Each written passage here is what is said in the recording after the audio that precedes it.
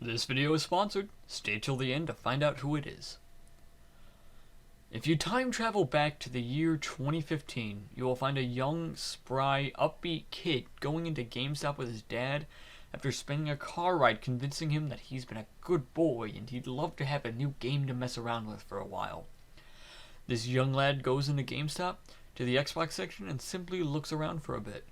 He finds a bunch of expensive games that the boy knows he won't be able to convince his dad to buy. But eventually, he sees it. He sees the place where the dreams of a young, aspiring gamer can come true. The place that has given me so much knowledge of the gaming world. The place that has brought me memories galore. The bargain bin. This bin has shaped my gaming tastes for eons to come. It introduced me to games like Assassin's Creed, Mass Effect, Prototype, and even the critically acclaimed Duke Nukem Forever. But on this particular outing, I saw a game that really piqued my interest. Its game case wasn't fancy or cool. It was just interesting.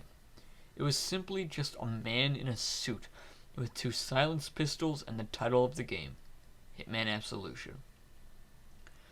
I bought the game, and as soon as I got home, I just started to play it. I remember spending hours playing through this game over and over and over again, just messing around and having fun.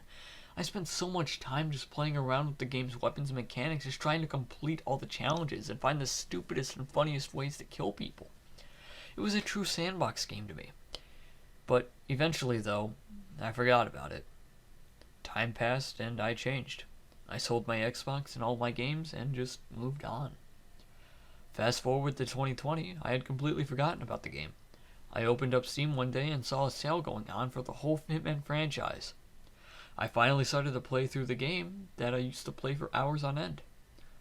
In this video, I intend on discussing the game's design, gameplay, story, and whether or not my nostalgia for the game is deserved. So without further ado, let us begin. How the game plays. The game operates like a basic stealth game. There are 2 types of levels in this game. In the first level type, it's a linear level design where you just try to get from point A to point B without getting caught. In the other, you have a big area to explore wherever you want to explore. It's an open world level type where you essentially have a big area to attempt to assassinate your targets. There's a couple of gameplay mechanics that actually warrant talking about. First and foremost, the disguise system. The disguise system is basically, you put on an outfit and you have a disguise.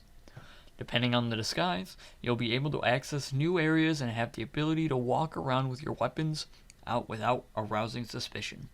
People who have the same outfit as you will gradually become suspicious of you as they see you as well.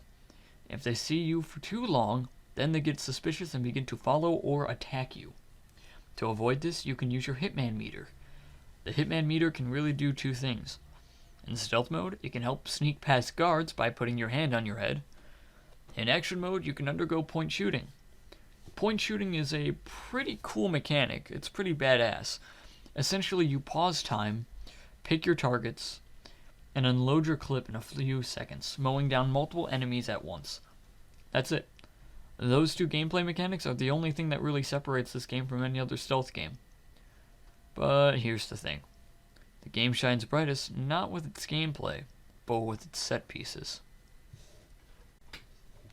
The game has some pretty cool ideas for set pieces. At numerous points in the game, you are plunged into a wide variety of different areas.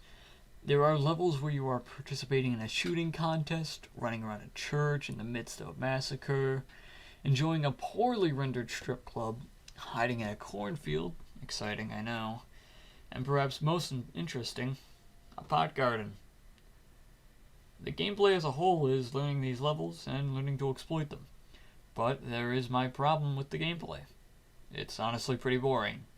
I spend all this time learning these levels and I don't get rewarded. All I gain from learning the levels is that I learn the levels. There really isn't that many interesting ways to complete your goals. You either get from point A to point B or you take out some goon in a boring way. Considering that the only real interesting thing about this game is the set pieces, the novelty can and will wear off on you. Aside from a couple of Easter eggs here and there and a couple of cool ways to kill your bad guys, the game really doesn't offer that much in variety. Even the challenges the game offers you aren't very interesting. The challenges in this game are mostly as follows, in fact. Wait for the target to go near the interactive object, kill the target with the interactive object. Kill a guy, hide the body in a funny location. Kill guards with weapons. My personal favorite, reset the challenge every time one thing goes wrong because of the poor, very, very poor physics engine of the game. I, at the time of writing this, have 60 hours in this game. I have spent almost all of my total playtime with these repetitive and boring challenges. The game has some pretty cool ideas, but the game as a whole is just described best as fun to pick up, but not fun to complete like I did. The story. I'm going to be honest. I have no idea what the story was about. It's not because it was, poorly written or anything. I just don't play games with sound. And I could not figure out how to turn on subtitles. There's a guy with a cowboy hat. I know that. That's really all I know about the story mode, though. 6 out of 10. The main talking point. It took me a while to realize that the game itself is nothing noteworthy or fun. In fact, the moment when I no longer wanted to play the game is the moment I decided to make a YouTube video on it. When I stopped playing this game for fun and to waste some time, that was the moment I stopped wanting to play it. In all honesty, I really did enjoy Hitman Absolution. I just didn't enjoy the shift from fun to a grind. This is what I wanted to talk about. Don't turn your fun into work. Finding work that you're passionate about isn't the same as doing something for fun. I'm passionate about talking with other people, for example. And in all honesty, conversation and talking is the only skill that I have. But the majority of conversations I have are not fun. In fact, very rarely do I have fun in conversation with other people.